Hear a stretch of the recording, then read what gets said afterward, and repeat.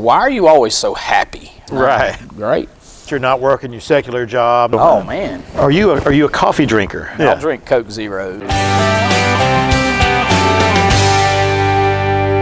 Tonight we're with Chris Waddell. Chris is the pastor of Valley Church here in the sprawling metropolis of Coker, Alabama. And Chris and I have been friends for several years. We went to the Dominican Republic together, and so it's good to be able to spend some time with him today, whatever it is. And Chris, if you don't mind, would you just give everybody a short introduction? You know, where are you from? You know, school, family. You know, whatever floats your boat. Absolutely. Well, I appreciate it, Travis. Yeah. My name's Chris, and been here at Valley for a little over almost 2 years. I've been in ministry for 22 years. Been married for just celebrated 28 years to my wife Jennifer, and I have three children, and really 4 now. I have my son has married and lives in Paducah, Kentucky. He's a youth pastor in Metropolis, Illinois, at Waddell Baptist Church, home of Paul Washer. Oh wow! So yeah, he just took that on. He's excited about that. It's his first full-time position in youth ministry. And then I have a daughter, Rachel. She's a senior at University of Alabama. And then I have a younger daughter, Hannah, who is a senior at North River Christian Academy. So that's me in a nutshell. Just done youth ministry, done executive pastor, done education, done children, but been a senior pastor for about 9 years. So just living the dream. That's right. Well, if you don't mind, would you share with us your testimony? You know, your life before Christ, how you came to Christ, and what He's done in your life since. Absolutely. I didn't grow up a rebellious individual. My parents were divorced when I was young, about 8 years old. Lived with my mom and my sister, so had to kind of grow up fast. My mom had to work a lot to be able to support us, and so we were the epitome of latchkey kids coming home off the school bus in a neighborhood that we could trust, and would be there until mom got home. Had to learn how to kind of grow up early, so moved out kind of early, moved into an apartment with my best friend. We had found a place, and then met my wife while we were living out, and then moved back in for a year or so to save money to get married, and then launched out. Was working for Home Depot and did not know the Lord, didn't go to church, but thought I knew God, thought I knew all about who He was. And like I said, I wasn't a bad person. I was just living my life, a good person, thinking that, God loved me and God knows me. And but then one day I was having a rough day at Home Depot because I used to live over in Atlanta, and I was working in South Atlanta, so it was a pretty rough neck of the woods, and we always had a lot of difficulties in that store. And so one day, just having a really bad day, and one of our coworkers came in. His name was Mr. Carl. Mr. Carl was a neat man. He just honored the Lord, honored with his life, and he was always happy. You could always tell. You could always hear him coming around. He had a big old set of keys on his side, and he would whistle everywhere he went, just always in a good mood. And I remember one day specifically just having an extremely bad day, sitting in the break room, whining and complaining, and in walked Mr. Carl, and there he is just whistling and happy. And I just finally looked at him and I said, "Why are you always so happy? How is that?" And he said, "I'm glad you asked." And he said, "Before I tell you," he said, "I want you to go home and watch this video." And he gave me a video. It's the 7 Signs of Revelation by John Hagee. Of course, that was back with videotapes. Sure. So I went home, put that videotape in, and began to hear John Hagee preaching about the signs of Revelation. And he basically looked right into me, into my living room, and said, even good people are going to bust hell wide open if they don't have a relationship with the Lord. And so fell on my face right there in my living room, gave my life to Christ, went back to Mr. Carl, handed him that tape, gave him a big hug. And for the next several months, he and I would have Bible study whenever our hours linked up, and he began to teach me. So began that process of trying to find a church home for my family and I. I had been to church a few times because my wife was raised in church and went to their church, and we just decided we wanted to find the church that it was ours. And so we started Locust Grove First Baptist is where I started church, got baptized as a believer in Christ, and began to be discipled. Started working with our youth because I'd always worked with teenagers in different capacities as I was growing up. And so just kind of the natural fit was to go help in the youth ministry. And so just kind of grew as a disciple in Christ and grew in my calling that I realized in that moment God had called me into ministry. And so I wanted to go into youth ministry. So I talked to my pastor. Couldn't understand it because my pastor tried to talk me out of it. Thought he'd be excited about it, and I'm kind of confused. I was scratching my head. I'm like, what is he doing? And he said, well, let's do this. So he said, I want to take you through Experiencing God by Henry Blackaby. Yeah. And he said, if you get to the end of this 12 weeks and you still feel like you're called to ministry, he says, I'll help you get into seminary and take the next steps, whatever you need to do. And I said, great. So we did that. He walked me through Experiencing God and was more solidified in my calling than ever. So started New Orleans Seminary in, when was that, 1999? 98. I started in 98. And in February of 1999 started my first youth ministry / education position at Macedonia Baptist Church in Jackson, Georgia. So been to different churches, been where I met you. I came to Hepzibah, Hepzibah Baptist Church over in Brookwood or Lakeview Community. Was there for about 3 years and came down to Tuscaloosa to be the pastor at Indian Lake Baptist Church. Left there in June of 2019 and started preaching here in January of 2020. So that's kind of just in time for a pandemic. Yes, that was a lot of fun. Yeah, that's been a common theme today. Yeah. Well, Chris, if you could narrow down your persona, your attitude to one word, what would it be and why? And if you got to pick more than one, that's fine. Blessed. Blessed? Yeah, I've been through a lot, and ministry's hard. Absolutely. But it's blessing, and and maybe another word is tested. Okay. I've been tested in the fire. I've had pastors that looked at me and said, you don't need to be in ministry, and I'm like, I probably don't disagree with you, but yet this is where God's called me. Yeah. And so I would say blessed and tested. Well, just some personal color to the video, I guess. What when you're not working as a pastor, not working your secular job, not being a father, not being a husband, how do you spend your time? What are your hobbies? You have time for hobbies? Is it Not a lot. What do you like to do? Right now, I literally work 7 days a week, but I love it. I'm bivocational for the first time in 20 years. I've been full-time in every ministry position I've been in, but I am bivocational here. But I love it. The job I work for a local feed store, and I get to be in the community and get to be around people and I get to pray with people that I probably wouldn't have gotten to pray with just being the pastor here. And so I have started picking back up doing a little bit of woodworking again. So just piddle with things like that. So there's not a lot of spare time between all those things you just named. Right. But I find enjoyment in all those things. So I love my job. I love being a pastor. I never, you know as well as I do. Yeah.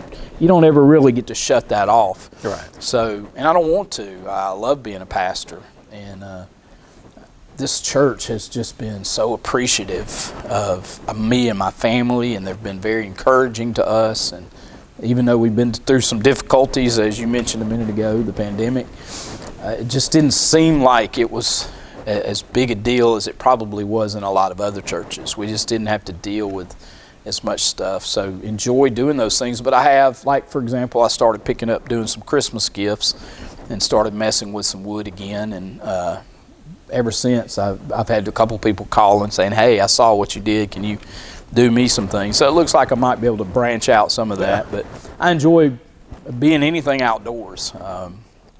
Basketball, volleyball, whatever. Just being outside. So I love to be outside.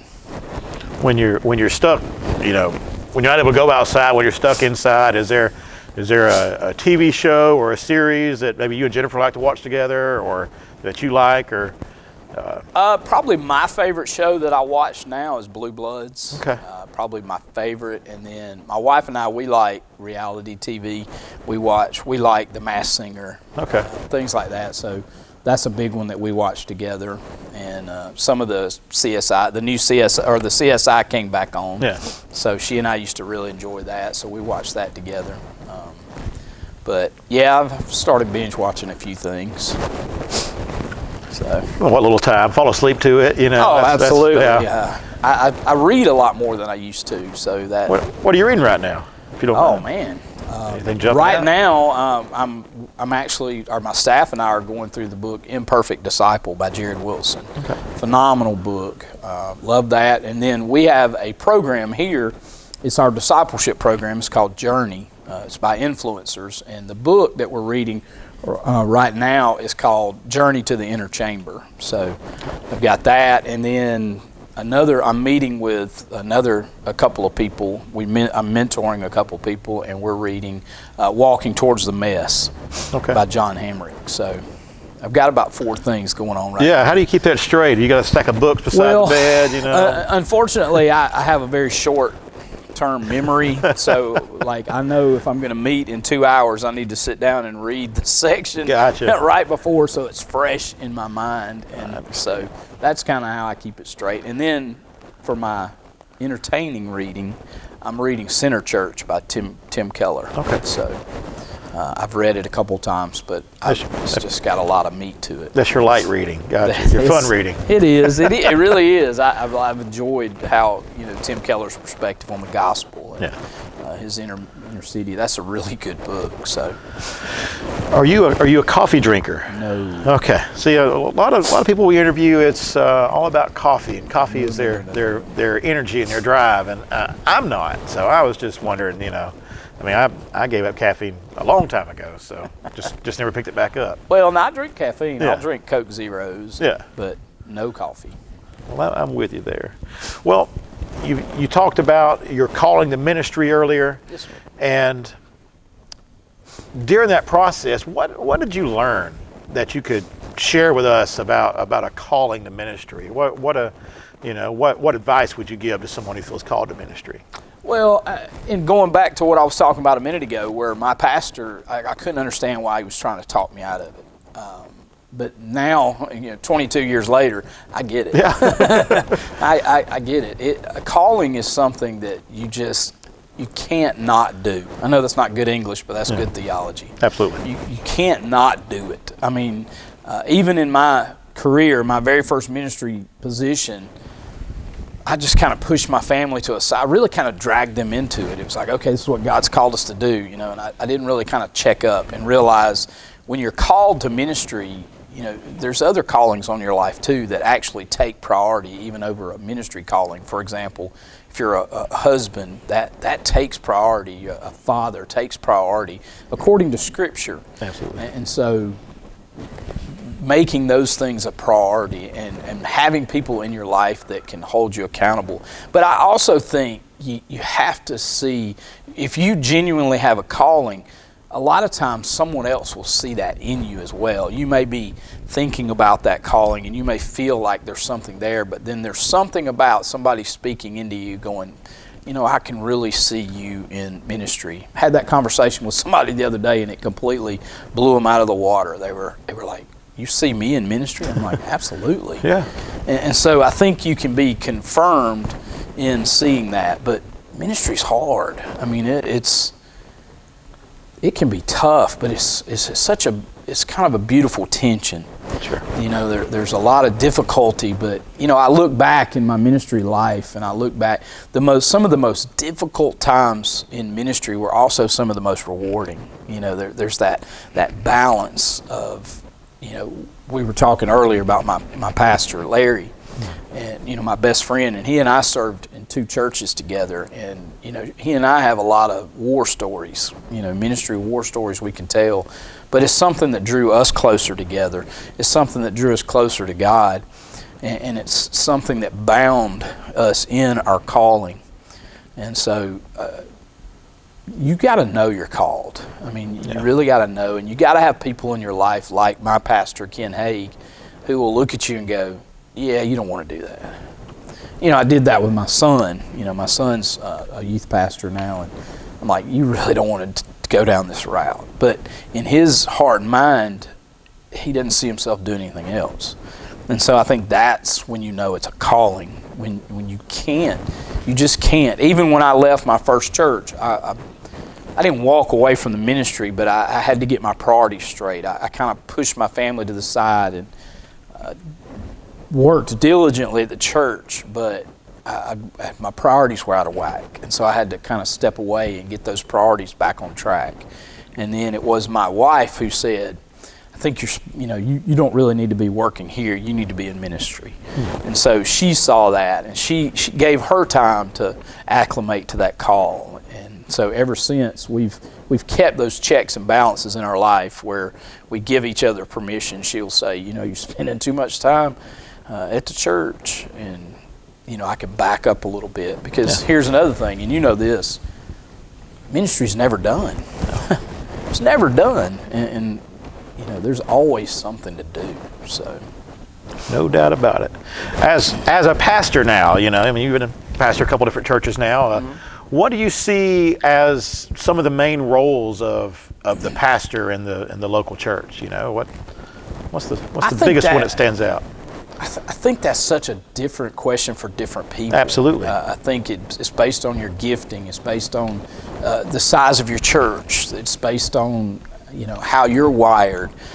Me, as Larry used to say, there's basically 2 different types of pastors. You got boots on the ground. You got those pastors that want to be on the mission field, that want to be with the people. They want to be in the midst of it. And then you've got those people that are more administrative, and they want to make sure that the direction is set and established. And they enjoy sitting in an office and absorbing what God desires for them to do and setting that out, where others just want to be outside the walls. I find myself more of an outside the walls kind of guy. I love being around people. I'm an extreme extrovert, so I want to be around people. I want to be in the middle of it. Sometimes to a detriment, because there is a balance you have to do, because there has to be sermon prep. There has to be prayer. Like what the apostle says, we must be about the preaching and the preparing of the word. And I believe that's ultimately one of the main responsibilities as an overseer, as a pastor, is what's the word? Or how are we listening to God so that we can divulge that out to our people? But then, I want to be in the midst of the people. I don't want, too many times, that's one of the reasons I don't necessarily have a pulpit that I stand behind, because I'm no different than they are. I want them to understand I don't have some extra special calling or connection to God that they don't have. I just have a role that God's given me, and I'm no different than anybody else. And I struggle with my own faith sometimes. I struggle with reading the scripture sometimes. But I think a pastor can, if he's plugged into his congregation, no matter what role he plays, he needs to be plugged in to hear what the people need, and then listen to what God is teaching us and telling us, and then give them what they need. And I think I think he tells John, in John chapter 21, that's what Jesus says. He says, feed my sheep, feed my lambs, tend to my sheep. And so even though we are sheep ourselves, we're under shepherds in the ministry that God's given us, and I think it's a great opportunity. So I think that question varies. Absolutely. For me, I'm a very involved person. When we have, for example, we have zones here in our church where we clean. Well, I have a zone. I clean a certain zone of the church. That's just, I make sure that section's clean every time before Sunday service. I'm very active in the roles of other people. When we have Vacation Bible School, I'm a teacher. I'm not the pastor. Give me some kids. Let me teach the kids. Yeah. You know, I'm working on Wednesday nights. I'm starting to work with our youth because we have a new youth director, and I want to be in the middle of it. Probably so much to a detriment. Sometimes I know I'm going to have to start retreating as we're growing, but right now that's who I am. That's where I feel the most usefulness in being with our folks. So, and I also enjoy mentoring, and so I'm mentoring several people at different levels, and so. What have been some of the biggest challenges in ministry so far for you? Maybe not necessarily at this church, but in ministry period. I think what I was just saying, that balance. Yeah. I remember one church I was at, I was very active in the community, you know, kind of like you are in Brookwood. Yeah. I was very active to such an extent that I was even a substitute teacher in the schools, just simply so I could have access to be in the schools a lot. And but sometimes I get too involved on that side of things, and then I need to back up and be more on the administrative side of things. And I had that opportunity at one church. I was the administrative pastor, which was really funny to me because I'm not the administrator. And that was a difficult season because I didn't get to preach as much, and I kind of had to be behind the scenes, and I had to be in my office a lot working through those things. And so it gave me a deeper appreciation for that side of ministry. But it also, and because at every church I've been at, you have to have that balance. So I think my biggest struggle is locating that balance and living within that balance, because I'm more top heavy of wanting to be active and wanting to be out here. You know, when they're setting tables, I want to be the guy setting tables. And I feel guilty if I'm not doing those things, but yet some will say, well, you know, we've never had a pastor that will do these things or this, and I'm like, well, I'm just different. But I need to be in some seasons, I need to withdraw from some of that. And so still to this day, after 22 years, that's probably the biggest struggle I have in ministry, is that balance of who to go visit, when to go visit, you know, when not, and when to let others go visit, like we were talking about, like deacons, when to bring people along to go do ministry, because sometimes it's just easier to do it yourself. Yeah. But it's not always beneficial to do that. Yeah, always the best way. Yeah. In dealing with all the hats that you wear, you know, and your secular job and your job as pastor, as father, as husband, sometimes I imagine it can get stressful, you know, and you mentioned some ways that you kind of got some hobbies now, but, you know, how do you deal with stress, you know, when it does kind of get overwhelming? Two things that I've started doing. One of the things that I guess I've continued doing is I like to run.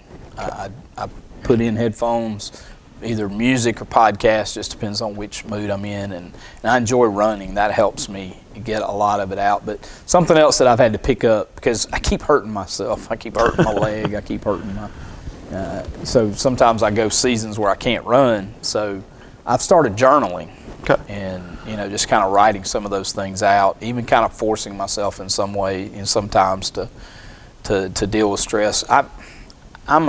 It's hard for me to get pushed over that edge, but the other thing is sometimes I don't helpfully deal with it. Sometimes things blow up, things fall apart. But I think the two mechanisms that I try to do, and another stress reliever for me is watching TV. Yeah. So just kind of unplug, take my mind, set it right here, and just watch something that somebody else has had to put their mind and thought into, and I just get to enjoy it. So those are probably three things that I do. And like I said, I like being outside for any reason, whatsoever. So I'm actually trying to work on getting ready for obstacle course races. I want to do some Spartan races this next year. So those things really help me. So sounds pretty awesome. So it's good ways to cope, you know. Absolutely. You know, just to move it to a positive note, what would you say has been your biggest kind of victory or accomplishment in ministry? You know, whether now or in the past. And you don't have to, you know, you can pick two or three if you need to, or, you know, you don't have to say it's the only one, here's one, you know. Well, it's so hard to name victories because I don't think in terms of victories. You know, what has God allowed you to see? Yeah. Oh, I know what you're saying. I'm just trying to pinpoint.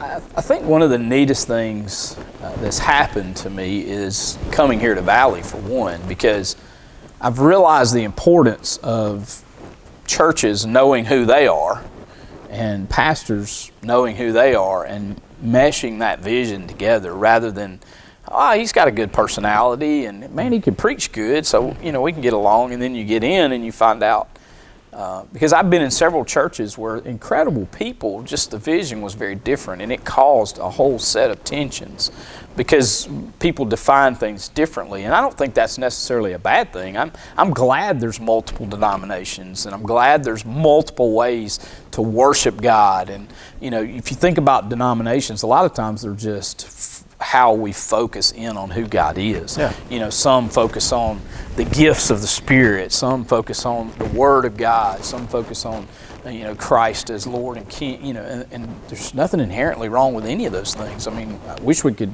worship in all those capacities, focus on all those things, but there's no way to do that. So I think some of the, I don't know how to. That's all right. Well, I'm just trying to think through. I mean, God's shown me so many things, so many victories. But I think the neatest thing has been just collaborating with the church in a vision that God, for example, we've just had some things happen here that God showed me 12 years ago. But it was like every church that I found myself in, they weren't dialed into that vision, and it was almost like, okay, God, I know we've got this vision, and you don't want to force things on people. Sure. Well, I'd love to, but God doesn't always want us to. And so when I came here, I didn't come. As a matter of fact, I came just to fill the pulpit for a little while. The pastor had stepped aside for a little bit, and they were working out with the leadership whether he was going to stay or go, and so they asked me if I would be willing to come and preach here, and I was like, absolutely, because I was in between churches at the time, and I love to preach. It's one of my favorite things to do.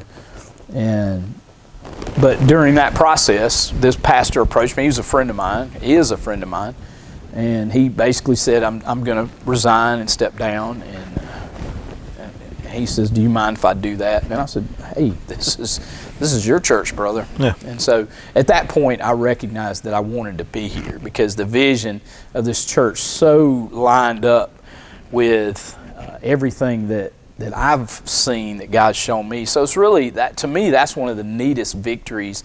We just implemented some things at our last town hall meeting that I've been praying about and seeking how to see these things come to fruition for 12 years. And so that's probably the greatest victory, is to see God bring that vision to light. And now it's almost like I'm a kid in a candy store, because now it's like, okay, God, you fulfilled this. Now what's next? Help me, show me what the next is. Psalm 119, 105, the Word of God is a lamp unto our feet and a light unto our path. Yeah. And so I'm excited about the next portion of vision that God's going to show.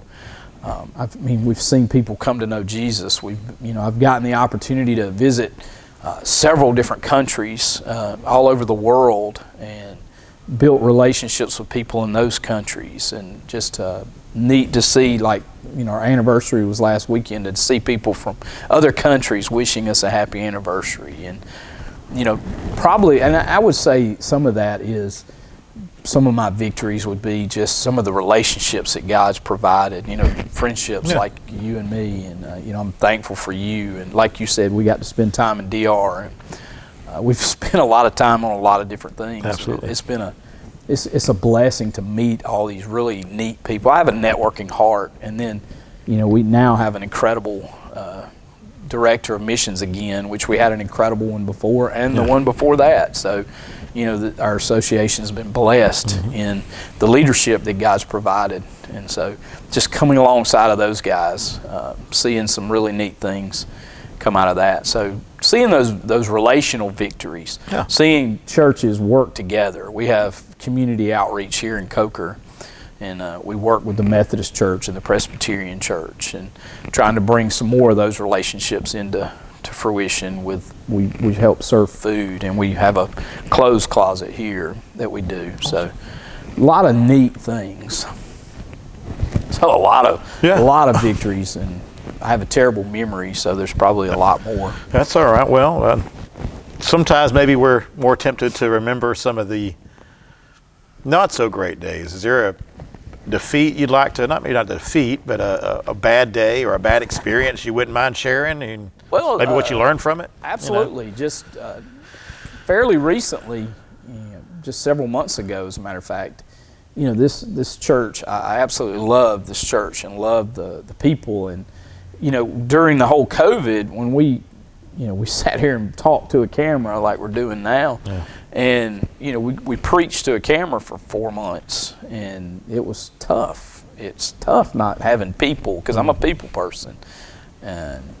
But it was once we were able to come back, there after Mother's Day, and they started letting us back, and our church started growing. I mean, we actually grew. I mean, we grew really quickly, and it was really exciting. And then, we got into this last summer, and people get into their summer habits, and sure. Programs slow down in your church and everything. Well, people started trickling away, and of course we expected that. But then when the fall kicked up, we were expecting that energy to come back. Well, it didn't. We just kind of stayed. We ticked up a little bit, but it was almost like even some of our core folks were just not getting plugged back in, and it was, it's not about numbers, but it's about, just feeling that connectivity and feeling those relationships. And there was kind of a slow tick down. And as well as I do, where do you usually look? Leadership. And there was a point where I was just feeling extremely overwhelmed. I had, just lost my best friend. He had passed, and, didn't really have that person to turn to, if you go to whine and complain, and he just looks at you like, shut up, get back to work. Yeah. Just didn't have that in my life at that moment, and then kind of began to internalize and just began to doubt myself and doubt not my calling in ministry, but my calling to be at Valley. And it's like, I really got to the point where on Saturday night, I was struggling, and the next morning I was contemplating turning my resignation in. Not because I felt like the church had let me down, but I felt like I was letting them down. I felt like, golly, I've destroyed this thing, and we need to get me out of here so we can get genuine leadership to get you where you need to go. Because it's funny, because everything that God had called me to do, like I just told you, for 12 years I've known where God's wanted me to go and what He wanted me to do. But I learned over 12 years not about that vision and how to flesh it out, but how to fight for it. How do I fight for it? So once I finally got into a place where they didn't fight against me for it, it was like, yeah, we want to do that. And it was almost like, I don't know that I know how to do it. I got to that point where I had spent 12 years, and I was really good at fighting for that vision, but now I've got to flesh it out. What does that look like? And I felt like I was letting them down, and it was about 3 o'clock in the morning that Saturday morning. I mean, I was as low as I could be.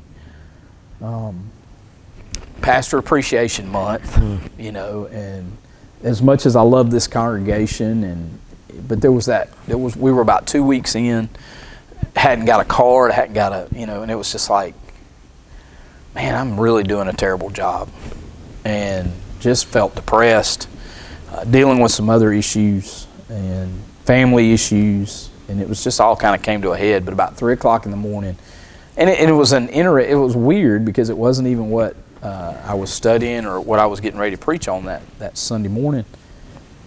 But God just woke me up and took me to Hebrews chapter 11.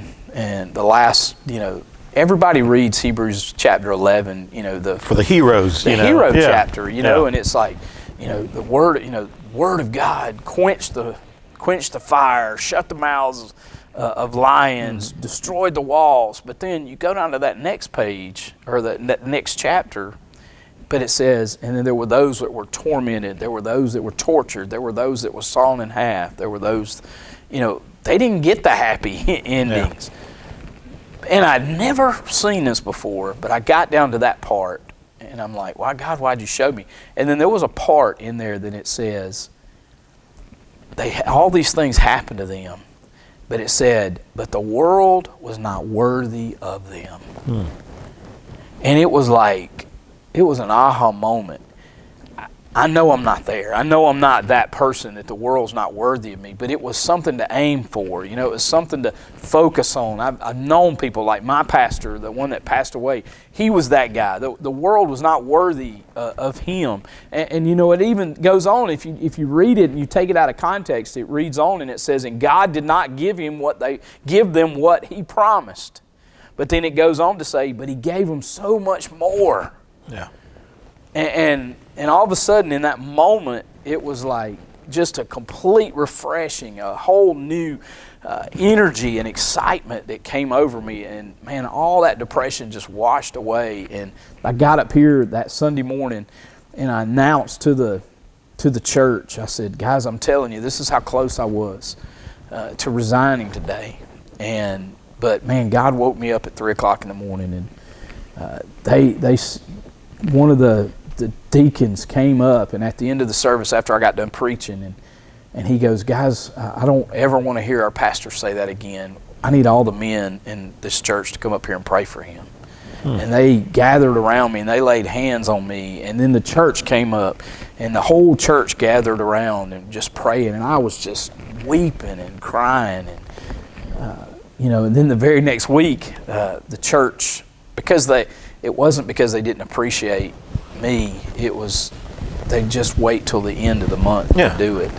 And they put a whole new roof on my house, and it just reinvigorated my desire, and I hadn't been the same since. That was the middle of October, and here we are, middle of December, almost the end of December, and I have not lost that passion of that moment. And so I dedicate my life to trying to flesh out that vision before them, because I want a church that people say that the world is not worthy of them. And we can only do that through our relationship with God, because that's what I loved. It says that those people, they never relinquished their relationship with God. Not once did they ever relinquish it, no matter what was going on in their life. And that's what God was showing me. Don't relinquish just because something's difficult, or just because, and I mean, I'm not going through anything like the people in that chapter are going through. I mean, there are life and death. Mine's just depression and, anxiety and, self-image or self-preservation. But God's, that gave me something to aim for. I want to be that guy when I stand before God. I don't just want to hear, well done, thy good and faithful servant. I want to hear, the world was not worthy of you. And I'm not there. I don't know many people that are. But that gave me something to strive for. It gave me something to help others pursue. And it was just a really neat kind of wake-up call. And man, I'm so glad that God did it, because it's just been absolutely incredible ever since. So it's all about perspective sometimes. And it's about the perspective of leadership. I think part of the reason we were dipping down was because I was dipping down. Not that the valley rests upon whether I'm doing good or bad. Praise God, it doesn't do that. But there is influence that seeps in and allows. So that's just a couple months ago. Yeah, that's great though. And what made it was also, I think, partly I hadn't allowed myself to grieve the loss of my best friend. Yeah. And I think that was a moment of me doing that, because my daughter also got up and gave her testimony, my youngest daughter, and Larry was a big part of that. And she had a picture of myself and Larry at the end, so it was very an emotional day. And we also had a member of our church that was in the hospital, COVID pneumonia. Basically got a call that day that said, yeah, it's not looking good. He's taking a turn for the worse. And so about 30 of us were at the hospital, and we were praying in a circle. And I was late because I had to get there a little late, and I got a call on the way saying they're putting him on a vent, and they don't expect him to make it through the night. And so I got to this prayer group, and I told them. And some of the people that were there, they're like, this guy was like family to them. And they just broke down. They were struggling with it. And So we just prayed that much harder. And this last Sunday, Tony was here. He was he went in the hospital October 4th, and he came out December 14th. Oh, wow.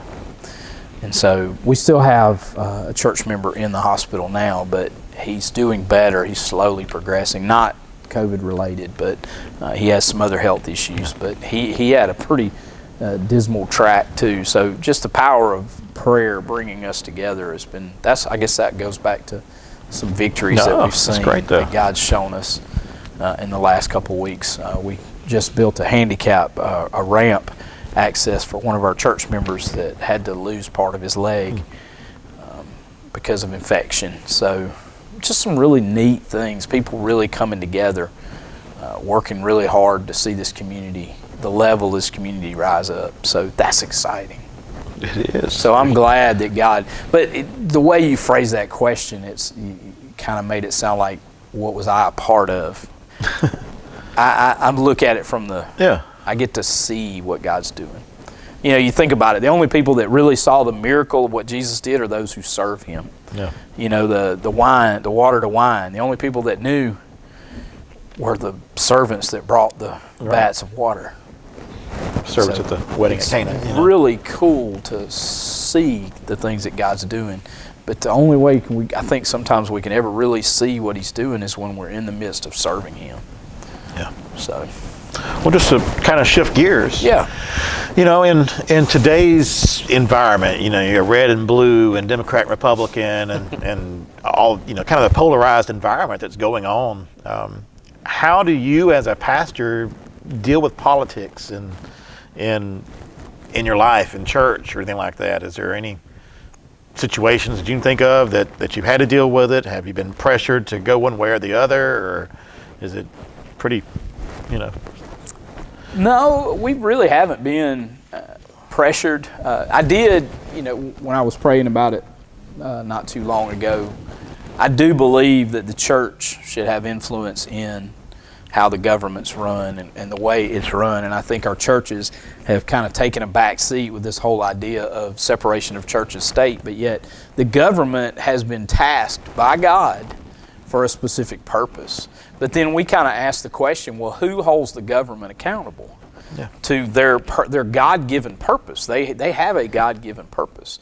I don't get wrapped up into red and blue too much. I don't, because to me it's not about party lines. It's about what is the responsibility of the government, and then whose responsibility is it to speak, you know, into what the government's supposed to do. You know, for example, some of these mandates. I mean, you saw John MacArthur, who successfully fought the system, and he did it not in a "we're coming after you" sense. It's, you know, hey, this is really not the way things ought to be, and this is really not your responsibility as the government. And so I think there's that overreach. So I think as a church, it is our responsibility to speak back into that process. But then we have to be real careful, because the Bible tells us that our responsibility to lost people is to love them, period. To love them, not to judge them, not to, you know, to hold judgment over them. Our job is to love them, you know, regardless of what side of the aisle they're on. Absolutely. So I don't get wrapped up in politics. Do I have people that I vote for? Of course. Yeah. But those are my personal convictions, you know, just like with the whole vaccine mandate. I have my own convictions, not because I'm anti or I'm a vaxxer. It's, you know, it's, hey, what do we, because, you know, you hear it all the time. Okay. Well, you don't love Jesus and you don't love people if you're on this side or this. I mean, and you hear it from both sides. And so it was so funny, because I came to this realization.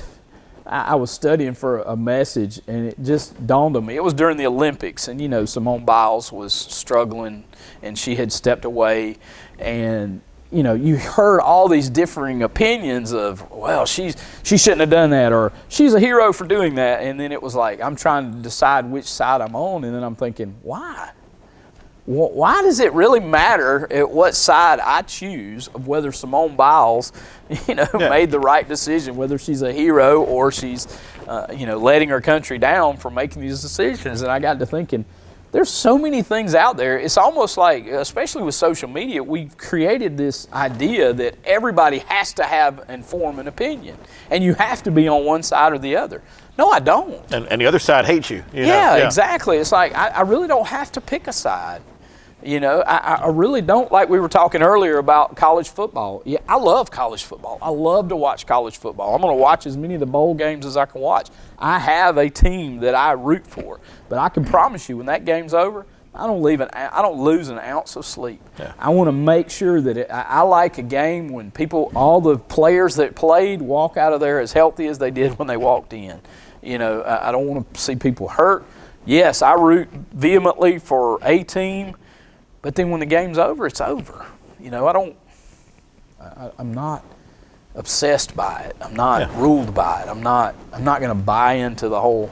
So in the political scene, I have a favorite and maybe even a favorite side, but that can change depending on. I want to see the people that want to run the government the way God designed the government to be run, and for the purpose of what the government is run. And I think we as churches, we need to be much more active in helping the government understand what their role is inside the boundaries that we've been given according to Scripture. So, no, we're blessed here. I mean, we're Coker, Alabama. Sure. People don't get into big political debates here. Yes, we have conversations, and we have our agreements and disagreements, but no, I would never stand in this pulpit and proclaim one side or the other ever. So. Well, Chris, if you don't mind, would you give us kind of we're interviewing a lot of different churches and a lot of different pastors, and just a snapshot of your church, how many, in Southern Baptist life, some churches have a big difference between members and actual attenders, and how kind of, the money looks like here, what kind of snapshot can you give us of Valley Church? Valley is actually a little over 200 years old. We started out as Big Creek Baptist Church, and then became Coker Baptist, and then about 10 years ago changed the name to Valley Community Church, and that's kind of where we've rested. A snapshot of Valley, Adrian Rogers puts it best: we are elder-led, deacon-served, committee-driven, and congregational affirmed. So what that means is, literally just a week and a half ago, we voted in plurality of elders, which means we'll have a group of men, and we haven't even elected the men yet. Currently, I'm the only elder, but we're going to elect at least 3 other men. The congregation will present to us some names. We'll interview those guys, and we'll present elders, and those elders will set the vision and the direction for our church, and they'll be there for conflict resolution in case that occurs. We'll follow the Matthew 18 protocol, and then there'll be oversight over all things. But currently we have a church council, which we've just changed the name from church council to servant leadership team, which is more reflective of what they'll be doing. It's leaders of each of the representative ministries. For example, our staff, we have, right now we're currently looking for a worship leader, so that would be one of the staff positions that fills the servant leadership team. We have a children's director, we have a youth director that we just brought on board, and then we have a missions director, which is those were the staff positions. Missions is not a staff. The others are volunteer leadership positions, like our missions director, our discipleship director, which is also covers our men and women's ministry. We have our finance team, and then our deacons, and then of course our elders will be represented in me, the senior pastor, will be that team. That's the team that runs the day-to-day ministry opportunities. We try not to be a silo ministries here. We try not to the youth ministry over here, children's ministry over here. We have a lot of collaboration, and I love that word collaboration, because it means working together on a shared vision. We have a shared vision here, and so we have 2 business meetings a year. One is really just more informational about how we're doing, what the finances are looking like. We've been blessed in the sense that we've continued to raise our budget every year. I think when I first got here, it was a little over $100,000 a year. We just raised it to $163,000. So we're slowly growing, growing our staff and being able to pay them a little bit more. And I am bivocational. We're all bivocational, but it's just neat. We have a team that works really well together, and we absolutely don't mind, because we're not looking for staff just to be over our certain ministry areas. We want people that are involved in the vision of the church. Yeah. The ultimate vision of Valley is to love God, love people, and to make disciples. And what it means to make disciples, we have a three-part. It's to follow, abide, and bear fruit. To follow is to make that decision once God invites us, that we receive that invitation that He gives us. Abiding is that sanctification process, growing to be more like Christ. And then as we do that, we will bear fruit, the fruit that He calls. That's the gifts. That's when we begin to recognize the gifts and talents that He has provided for us. And we use those for His glory and for the glory of our community and our nation and our world. So that's our function. And then how we do that, we have our worship service that we meet on Sunday mornings. We have our one worship service at 10:30 on Sunday mornings. And see, that's kind of I say it used to be the front door, but it's not the front door anymore. We have so many people view our website or our Facebook page because we do Facebook Live every Sunday morning, and so many of our people that first visit those. So it's kind of a second step. Yeah. And then since we have such an emphasis, we really kind of hone in on this idea of making disciples. That's something we feel like everything flows out of that. We feel like evangelism, worship, fellowship, all those things flow out of discipleship, making disciples. So we have different levels of that. And there are levels of connection and content. Connection is in that physical connection to each other, that loving each other, and then content is the Bible, or the connection with God. That's how we connect with God. So the first level of connection outside of the worship experience is we have life groups. We have life groups that meet in homes on Sunday nights. Those are couples groups. Kids and everybody comes. We have a meal together. And then what we discuss is we have a facilitator, and then we discuss the content of what was the sermon that morning. So that night, the facilitator has a list of questions, and they'll just kind of steer it. So in the sense of connectivity and content, the life groups are much higher connectivity, but then introduction to the idea of content. We're always going to introduce content and connection in the environments that we do. So life groups, that's their point. The point of those is to invite people. So no matter what level you're at in your Christian walk, you're becoming a part of a life group. It comes and goes. There's no set curriculum. There's no set. You're not locked into a Beth Moore study or a David Jeremiah study, or it doesn't compound on top of each other. Yeah. It's literally just discussing, going a little deeper with the information that was presented from the pulpit Sunday morning. Do you give the questions to them, or do they write Sometimes, their own? Most of them. Most of our facilitators write their own. Okay. When we first started this, I did kind of write a facilitator's guide, but I found that they were much more comfortable. Their own words. Absolutely, much more adept at asking questions, even better than what I was able to write. So.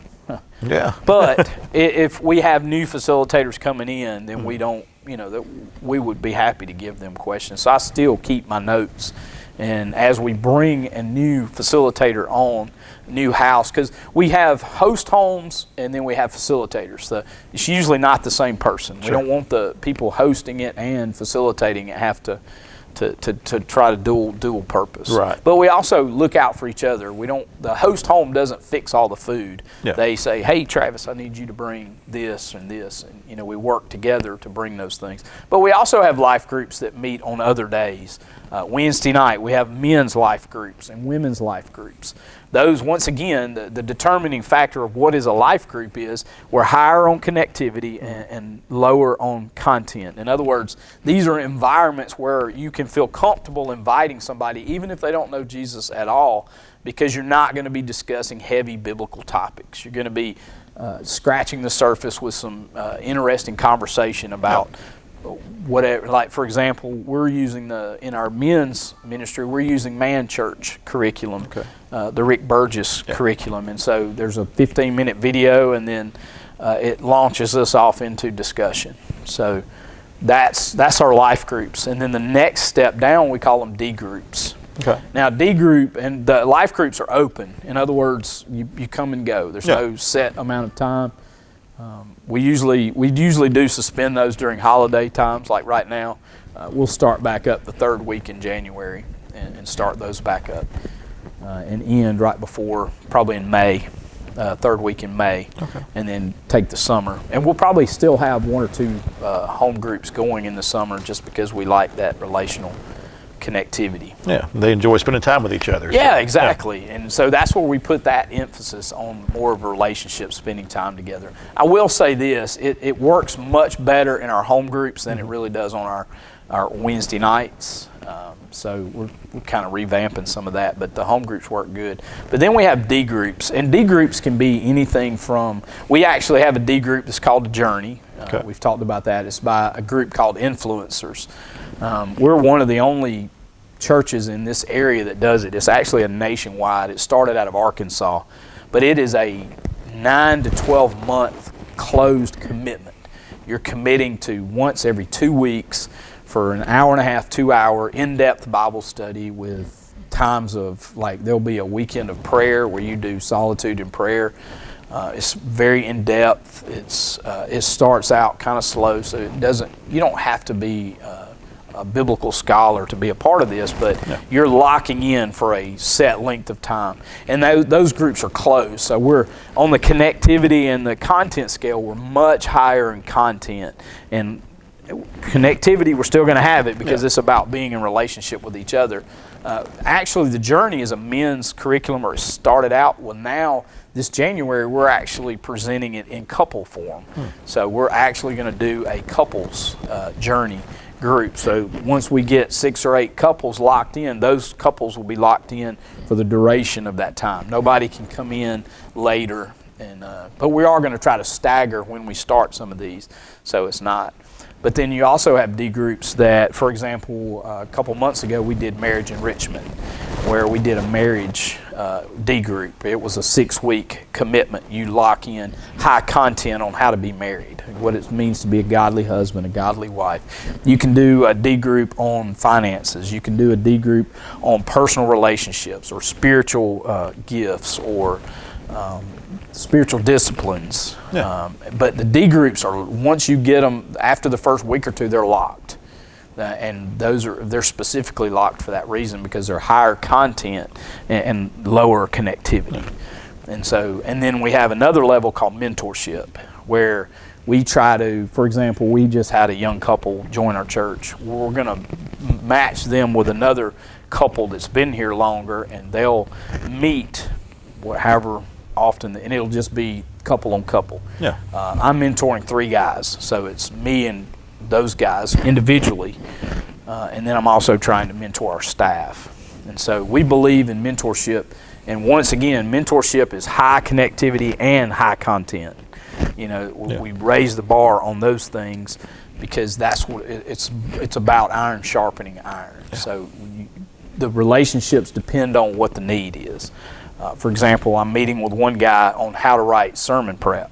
How do I do sermon prep? How do I help him do sermon prep? So I'm mentoring him through that process. Another person, we're starting from scratch. We're talking about spiritual disciplines, how to take notes in sermon, how to prayer journal, how to memorize scripture, the real basic things. But it's high content, high relationship. And so you really kind of focus in on, so those are the levels that we're trying to create to do mentorship here. So we do mentorship, high content, high connectivity, D groups, high content, lower connectivity, life groups, high connectivity, lower content. Do you, just kind of shifting gears, Yeah. do you have a group of pastors that you may meet with, or people, peers maybe that help hold accountable, iron sharpening iron, that you meet with, and what does that look like if you do?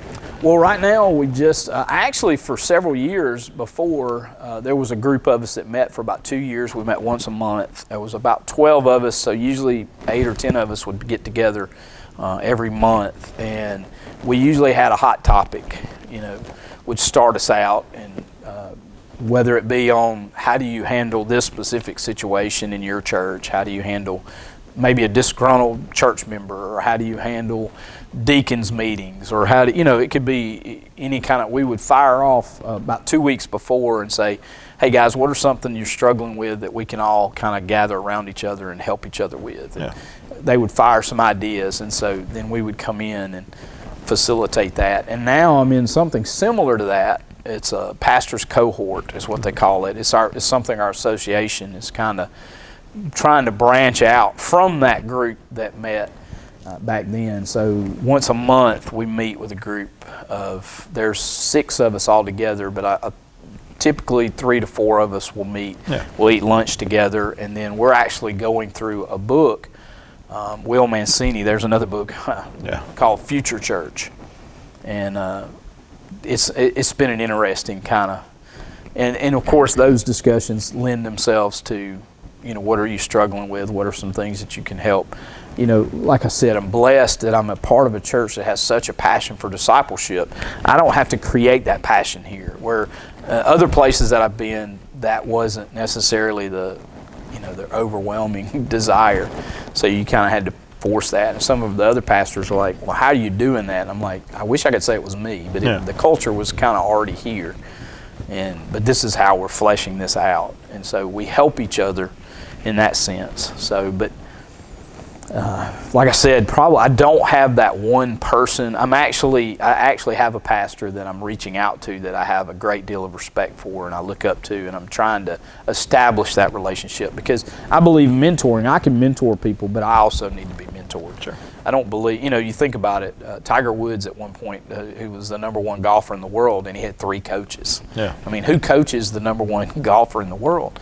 Somebody that can have a perspective that he doesn't have. And so I just genuinely believe, no matter how big you think you are or how much you think you know, you need somebody in your life to mentor. I had that for 20 years, and so now kind of scrambling, looking for that again, because that is gone. But it's also helped me, how can I reach out and be that influence in other pastors' lives? And so I'm actually looking for some young pastors that I can maybe come alongside, because I don't have a lot of answers, but I've been doing this for 22 years. I've got a lot of things not to do. Yeah.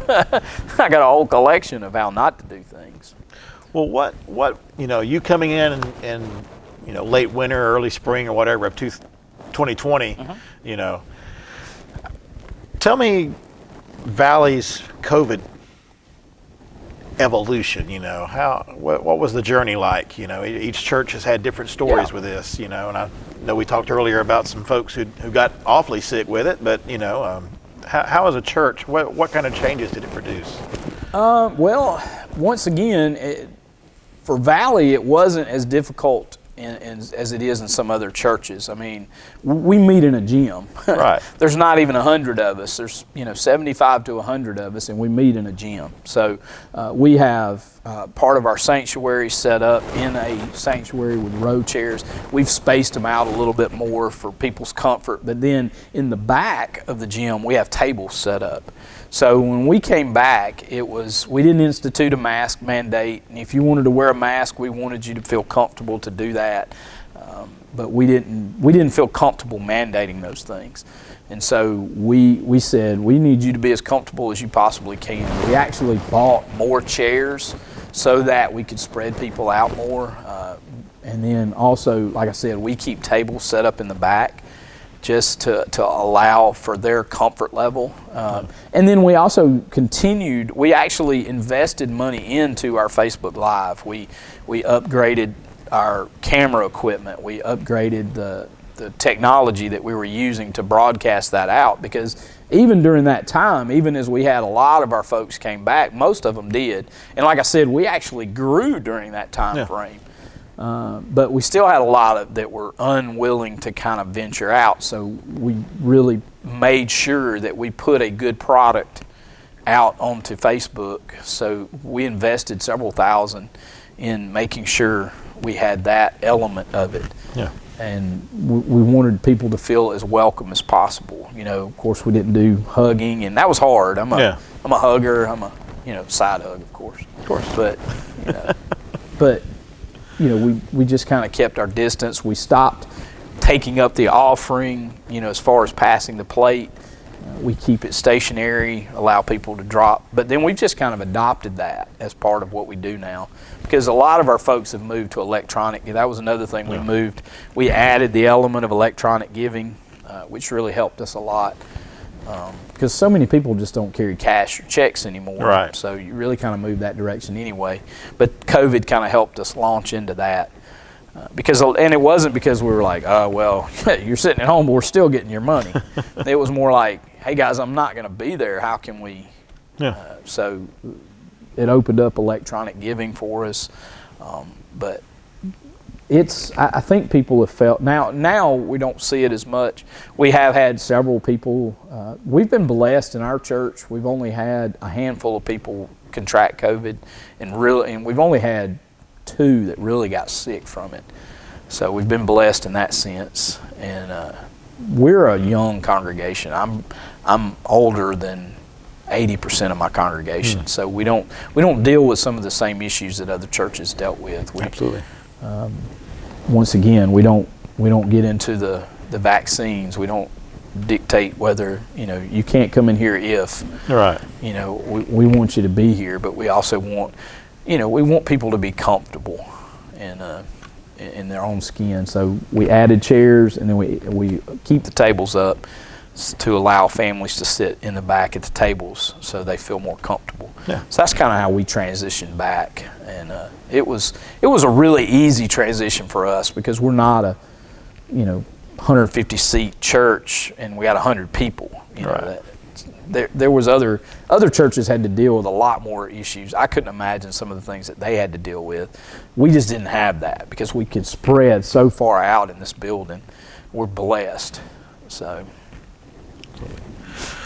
Well, let me ask you, if you don't mind, some thoughts on some topics that people, are interested in learning what pastors think of, and some may seem kind of like strange, but you're like, whoa, what do you think about demon possession? Have you ever seen a case of that? Have you ever dealt with that? Or not directly. Well, that's not true. I think probably the closest I've come, I have seen it in person. We were actually in Dominican Republic, and on a different. No, it was the same trip, as a matter of fact. The same trip you and I went on. And the Pastor Joel, Joel and I were actually, and this was interesting because Pastor Joel speaks about as much English as I did Spanish. So, but yet we were able to use the EvangeCube, and we were sharing the gospel with about a 75-year-old man. And as we were standing there, some of our other group, I guess you included, were off over doing the water filters, the filters of hope, and this 6'6", 6'7" gentleman, big, probably 280, 290, comes in, and he's wearing a full sundress, and he kind of walks up into the middle of us and just starts barking like a dog. Not like a human trying to sound like a dog, but like a vicious dog was coming after us. And realized after Pastor Joel and I were able to communicate, it was really neat, because I don't think either one of us kind of looked up and gave him attention. We just kind of dismissed it, even though I was sitting there thinking, what in the world is going on? But it come to find out, he was a voodoo priest in training, and I genuinely believe he was possessed. But I've never been directly in contact. I've never directly prayed for. Do I believe in demon possession? Absolutely. But I don't go looking for it. As Adrian Rogers says, I'm not Ghostbusters. Yeah. So I don't go looking for it. But I mean, if we come encounter it, then I pray that I'm prayed up, because I do know of a story where my pastor encountered it when he was in Venezuela, and this woman was flailing about, and they went to pray for her, and he just basically made the statement. He said, "This demon's got to go somewhere, so your hearts better be right when we pray." Yeah. And so he prayed, and when he opened his eyes, he was the only one standing there. And he and the woman he was praying for, because everybody else had scooted because they didn't. Because it's about, you think about it in Acts, when the sons of Sceva went to the demon-possessed man, and the demon said, "I know who Jesus is, and we recognize Paul, but I don't know who you are." Yep. And so I don't ever want a demon to know who I am, but I want him to know who Jesus is. Absolutely. And hopefully he'll see Jesus in me. But I don't go looking for it, but if we encounter it, I would certainly like to pray for, and would have liked to have prayed for that gentleman had been given the chance, but he was gone about as fast as he came up on us. So, but the man that we were talking to did get saved. Yeah. So awesome. Even even in the secular world today, we have some members of the clergy, who are faith healers. What are your thoughts on those who are involved in the television ministry and faith healing? How do you feel about those? Well, I'll be honest, I try not to give a whole lot of thought to them. Yeah. I mean, if there's is genuine, praise God for them. Sure. Well, I think about, I always go back. I used to get critical about things like that, but I remember what Paul said in Philippians when he said, when he was in prison.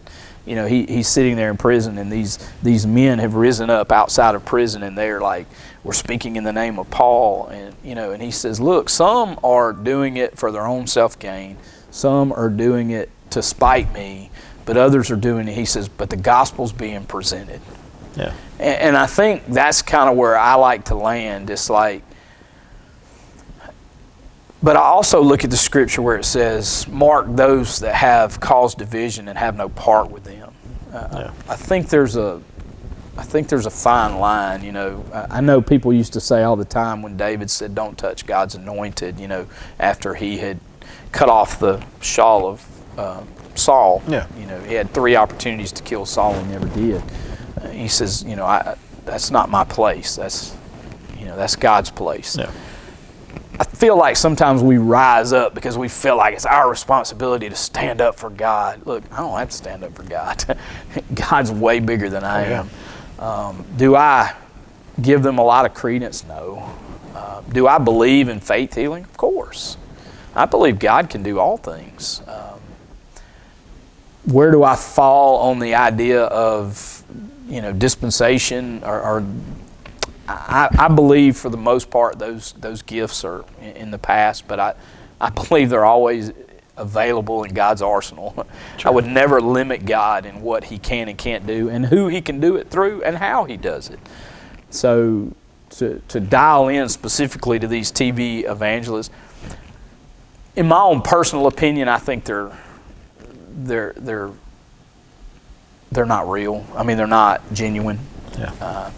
I think that maybe at some point they started out that way, and they became skewed in their understanding. Now, some of them I don't believe are at all. I believe there's some of them that are just evil, and I believe that they're of the devil. I mean, you think about John and Peter when they're walking, and the person, the prophet keeps calling them out. Yeah.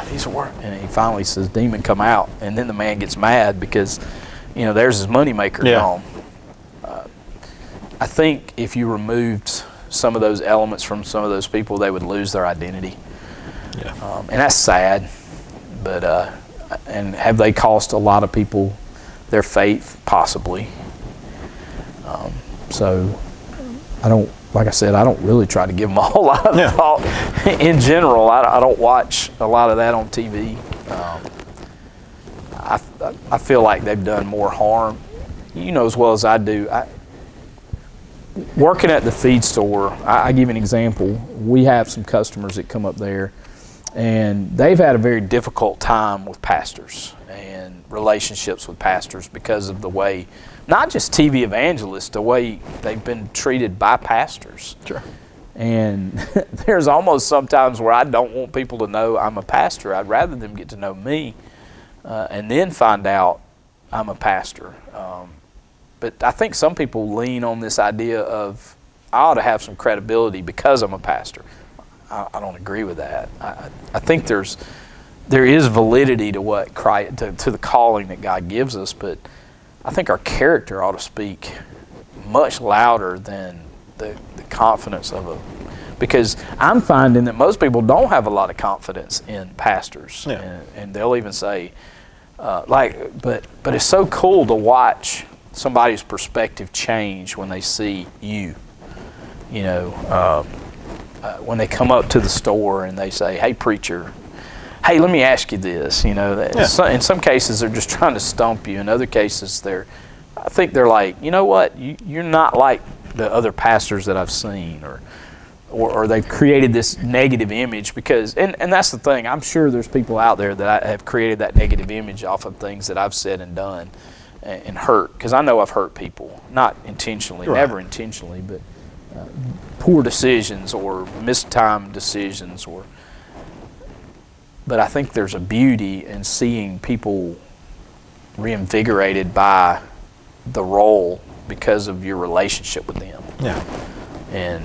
But that only comes by the relationship with God, you know, being in preparation. We've had the opportunity, not too long ago, my store owner, he's one of our deacons here. He and I had an opportunity to pray for a guy that had just lost his brother. And he hadn't grieved at all. And then all of a sudden when we're praying for him, you know, just putting our hands around him and praying for him, the guy's lost. Yeah. He just lost it. He just started weeping. And, you know, he told us that he just never had that sense of people concern for him, especially in the church. And that hurts my heart when I hear people say that. For whatever reason, whether it be a TV evangelist or a local pastor that's, you know, ruined that image. Right. I've got enough to worry about on me. Here's one thing that I've learned about leadership and about pastoral ministry, and you know as well as I do, we can only make decisions based on the information that we have. Right. And, you know, if I hear you've made a decision, I may make a snap judgment about that, but I don't know the information that you knew. Mm-hmm. And if I'd known what you known, I probably would have made the same decision. Yeah. And maybe I wouldn't have. But my relationship with God varies from yours. And so it's going to cause us to make different decisions. Yeah. We can't hold everybody to the same exact standard. Now we can to the Word, because that's what we're supposed to hold. But it's so funny to me that people, well, I mean, you think about it. We live in a college town. We live in not only a college town, a legendary college football program town. And it's interesting to me that people care more about the work ethic and the play ethic of those particular players than they do of their own lives. Right. They have higher expectations for a man they've never met. An 18 to 22-year-old. 18 to 22. Well, not only that, but they hold that level of accountability not to the players as much as to the coach. Yeah. And they put this man to such a standard that, I mean, it's unbelievable. And the crazy thing is, even as successful as this man has been, if he'll lose a couple of games, buddy, their loyalty will be gone. Oh, yeah. It's very fickle. Yeah, and man, why? But the problem is, a lot of times church people are that fickle too. And most of those people that are giving him such a hard time are our church people. Yeah, without a doubt. You know, speaking of the kind of I don't want to say fickleness, but I don't know if you've heard, you know, in the media lately or you know, heard around about maybe some Christian musicians or you know, maybe former celebrity pastors who have who have renounced their faith or have deconstructed, which is the current buzzword related to that. What do you think about that situation? What do you think is going on there? I think a lot of it is people were just not discipled from the beginning. I don't think it's ever deconstruction. I think they were never constructed to begin with. It's funny you say that, because my deacon, we have some really interesting conversations sometimes, and we even began to kind of research this concept of, can you walk away from your faith? Like what you're talking about. Can you walk away from your faith? But everywhere in Scripture it says that people walked away. It says they walk away because they were never part of us. And you go back to the soils, the seeds in the soil. Yeah. There's 4 different types of, seeds fall on 4 different types of soil. Only one's good. Yeah. And I think a lot of times, I've even dealt with this, not in a deconstruction sense of walking away from their faith, but completely and radically changing their faith to something that's no more biblical than what they found themselves in over here, but they've swung that pendulum so far to the other side because now and I've even had people go as far as to tell me, y'all lied to me all these years. Well, no, I didn't lie to you. Well, you didn't tell me about these things. Well, no, I didn't tell you about these things because they're not biblical. Yeah. But it's almost like discipleship is such a foreign concept. Discipleship is, I'll give you an example. One of our church members was talking the other day, and they said this idea of abiding, the abiding relationship, growing in our understanding and knowledge of who Christ is and growing to be more like Him. Not necessarily sanctification, but even a step further, that personal relationship with God, that wrestling with Him and that really getting to know Him. And they said they thought discipleship was something that you started doing after you kind of reached that 401 level. You have to know enough to get to that 401 level. They didn't realize that discipleship is something you do from the time that you accept Christ. Yeah. The rest of that struggle, the rest of that growth, the rest of that process is discipleship. And for them, that was like, boom, an aha moment. They were like, I never knew this.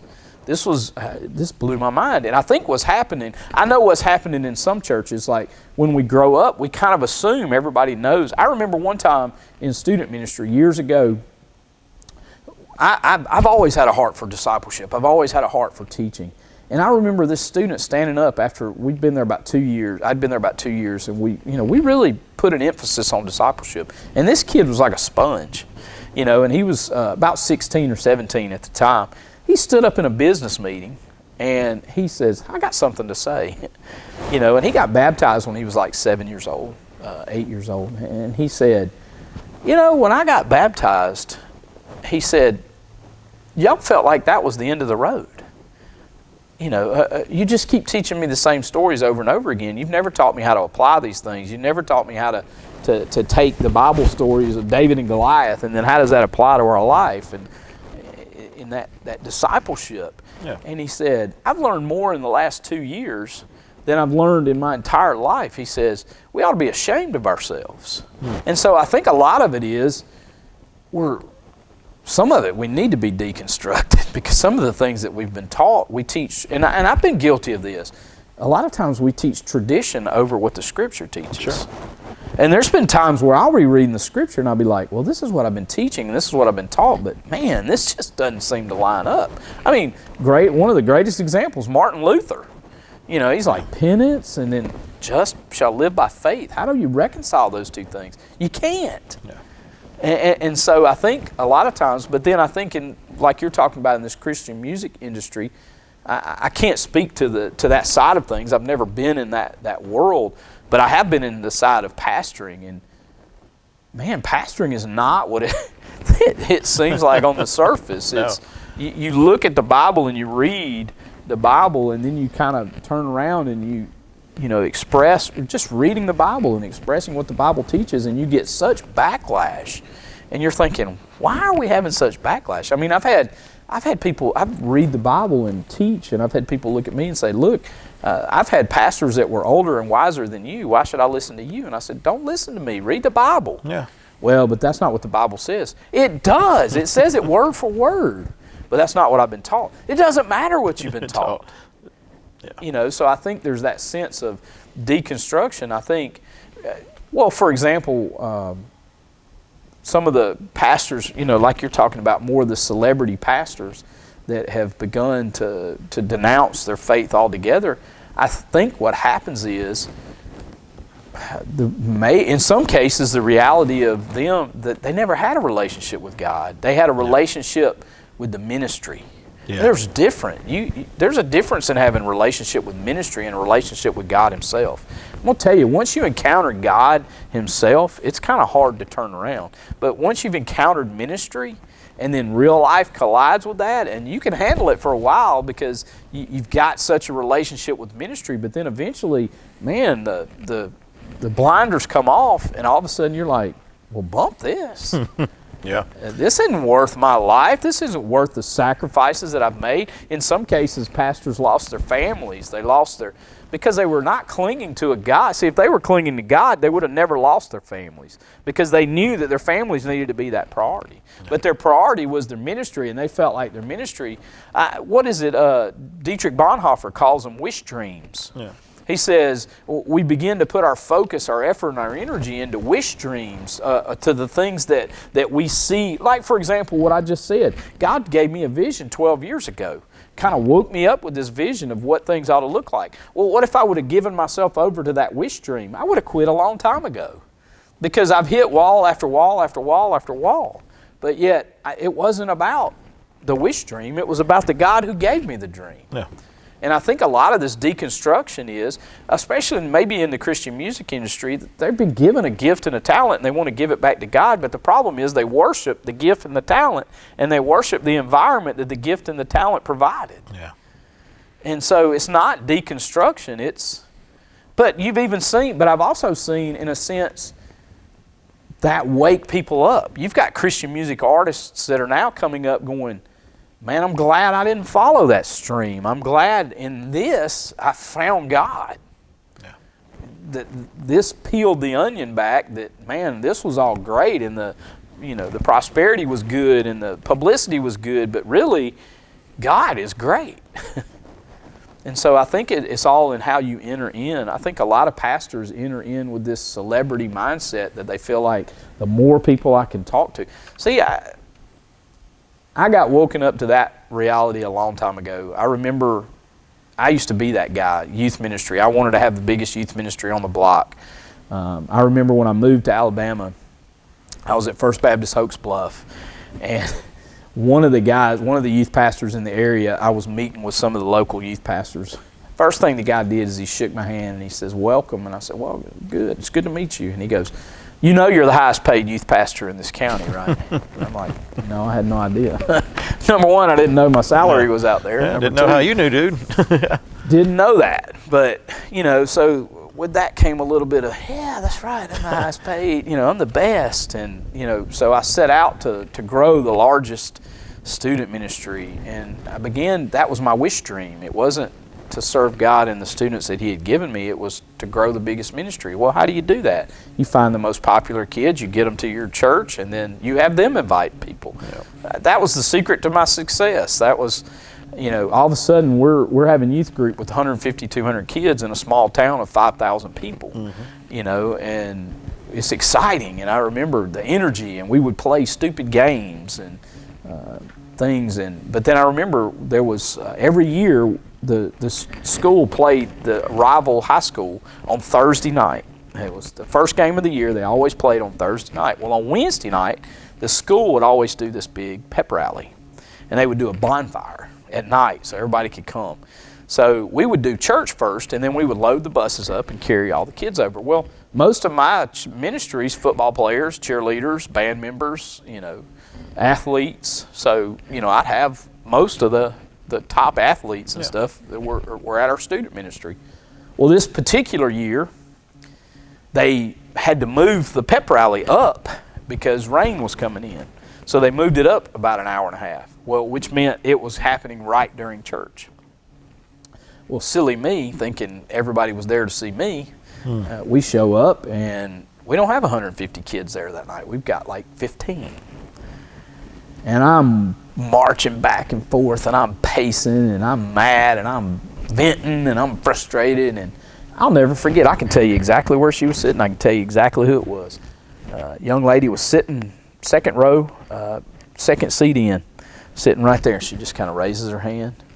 And I said, yes, ma'am. She goes, well, what about us? We're here. Teach us. And it's like a dagger in my heart. And you know what? I turned to her and I said, you're exactly right. Please forgive me.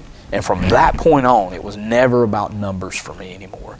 My wish dream the bubble had been burst by this sweet young lady. I remember several years later at another church, I had one guy in discipleship training that night, and I didn't get frustrated. I taught him like there was a room full of people, and he, he had these big wide eyes. And from that point on, it just absolutely changed my perspective. It, I guess in a way, it deconstructed me. Yeah. So I think it's, number one, I think it's where do you start? What's the base you're starting from? What's the soil in which you're, growing out of? And then number two, what's the reason behind it? Luckily, we're hearing about these pastors that are falling away, but think about all these pastors that aren't. Sure. These guys that are in the trenches week in and week out, that they're doing ministry, that are living life, that are they're not falling apart. Maybe sometimes we spend too much time focused on those guys that have fallen away. Yeah. I'll be honest, I wouldn't want the kind of pressure to be a celebrity pastor. Oh, absolutely. That's not who God's called me to be. I'm more of a, hey, I'm a good old country boy. I want to be in a good old country church like this. If God never sees fit to raise our church above a certain number, I don't care. I think my biggest desire, I know it's my biggest desire. My biggest desire, and here's, I'm going off topic. No, keep going. One of the things that I like to see, because my very first pastorate as a senior pastor, I took a church of 25 people. And we wanted to start a children's ministry. Well, with 25 people, most of them were senior adults. That just wasn't going to be an option. So I started going to some of our bigger churches in our community and saying, hey, do you think you can you loan me, like if I came to Coling and said, hey Travis, I need 2 families. I need to start a children's ministry. I need 2 families for 6 months to come over here and just help us launch this and to get this thing off the ground. And what I kept finding over and over again, no matter what size the church was, I went to churches of 1,600 people and went to their pastors and said, this is what I'm looking for, this is how, and every single one of them said, no matter what size the church, if we send you those volunteers, then we don't have enough to even cover ourselves. And, that hurt my heart. It made me realize, well, even now, we've been looking for a worship leader for over 1.5 years.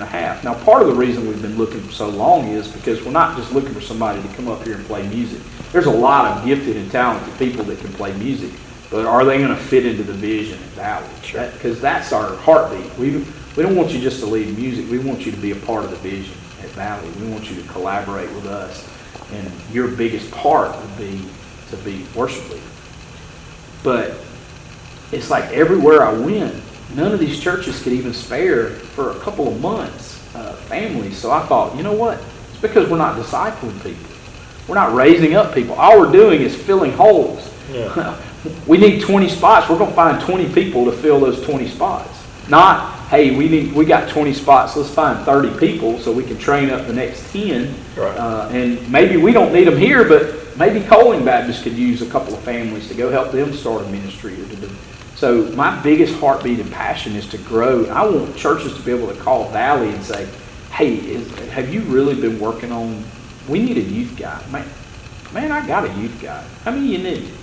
Well, and I can even maybe tap down and say, what are you looking for in a youth guy? Because I got 5 guys right now. Which personality would best suit you? And if that means every time we get to 200 or 100 and God sends out 5, great. Yeah. Because it's not about Valley. It should never be about Valley. I love what David Platt said. He said the church is not a place for missions, it's a base for missions. Yeah. We ought to be a training facility to be able to send people out. in whatever their gifting and capacity is. Or if they move, they know what discipleship is, and they can find a church that can continue to help them grow. And, what I love about this church is I asked 4 of our deacons we had 4 deacons, and we brought 4 on. And they were all new deacons. All 4 were young guys, new deacons. And I asked those 4 guys, I said, will y'all stay with me and mentor these guys? And they're like, absolutely, 100%. And then one by one, they each came to me and said, we don't know what that looks like. What does that look like? So they agreed even before they knew what it looked like. And then they were like, okay, I agreed to this. What does that look like?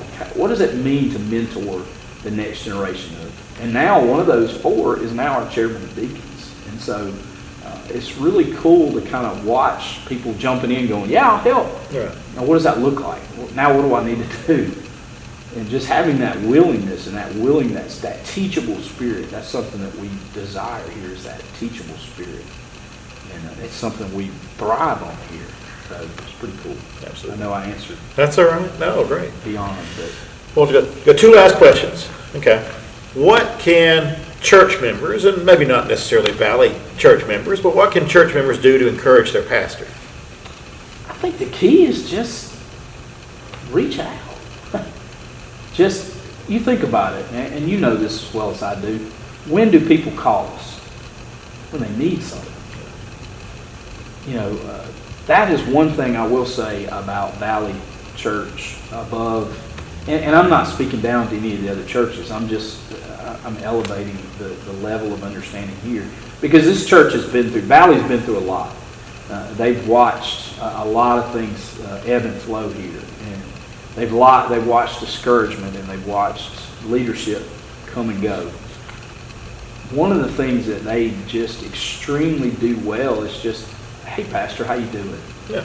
Are you okay? Is there anything I can pray for you about? That's it. I mean, and just that encouragement to know that somebody's looking out for you and listening to you. And genuinely is not just doing that, checking off the box. It's, we care about you. For example, when I stood up here in that pulpit that Sunday and said, guys, I was this close to resigning. I had 4 men come to me and say, if you ever get to that point again, I'm going to kill you. In other words, what they're saying is, well, even my deacon that I work with, he's like, I'm there 4 days a week. Talk to me. Yeah. And it was really kind of cool because he's not an active deacon right now, he's an inactive deacon, but he was struggling the other day, and he just came and he said, I'm struggling. He goes, I feel like I'm stuck in the mud. I just need y'all to pray for me. And so about 5 or 6 of us gathered up, and we came over and prayed for him. And man, he said it was like the floodgates opened up. So it was just that sense of, I've got men and women in my life that say, Pastor, how are you doing? Yeah. Just reach out and just touch. They're human. They like encouragement. Most men, if our love language is words of affirmation. You don't have to pat him on the back every time he does a great sermon. Just, hey, Pastor, man, I'm just so thankful for you. Love you. Need anything? Just simple, hey, how you doing? Not, hey, Pastor, I need to talk to you. Yeah. Hey, Pastor, can you come help me? Hey, Pastor, because that's really the only time a lot of people call is when they need something. So it makes it that much more valuable just to have your people say, hey, I'm just thinking about you. Just love you. So one last question, Chris. What message, what would you like to share with Valley Church if by some chance they stumbled across this video, or somebody shares it with them or something and said, oh, hey, here's your pastor, What would you want to tell your people? I think one of the things that I would love to tell them is don't be afraid to step up. A lot of times in our churches, we have people that have specific roles, and it's kind of been their role for a long period of time. And number one, if you're going to step into, one of the things that we talk about here all the time is if you're going to step into a role, who are you bringing with you? Sure. This is we're not Lone Ranger Ministries. We've got a guy that does a phenomenal job with our technology. He does the sound in our Switcher app and our Facebook Live. He does all those things, but what happens when he's not here? Yeah, it's not, it's not that we're trying to take that control from him. He does a phenomenal job, but hey, who are you bringing along? Who are you teaching? Who are you preparing to do this? Because there's days you're not going to be here, and you know what? There may be days where God's called you to do some other element of this, or God may call you to another church to set this up, to use those gifts and talents. So who are we raising up? And then don't be scared to step up. You know, too many times people are scared to kind of step into those positions. It's almost like they need permission, you know, because that's Miss So-and-so's kitchen. You don't want to go off in Miss So-and-so's kitchen. Well, here we don't have Miss So-and-so's kitchen. I mean, we do. We have people that take care of those things, but we don't have that sense of ownership here. Once again, I think this is our year. This year we're talking about collaboration. That's exactly what our association. So we're kind of aligning up with our association in this idea of collaboration. So what it means is everybody working together for a shared vision. And so, number one, I'd love to tell my congregation I love them and I'm thankful for them.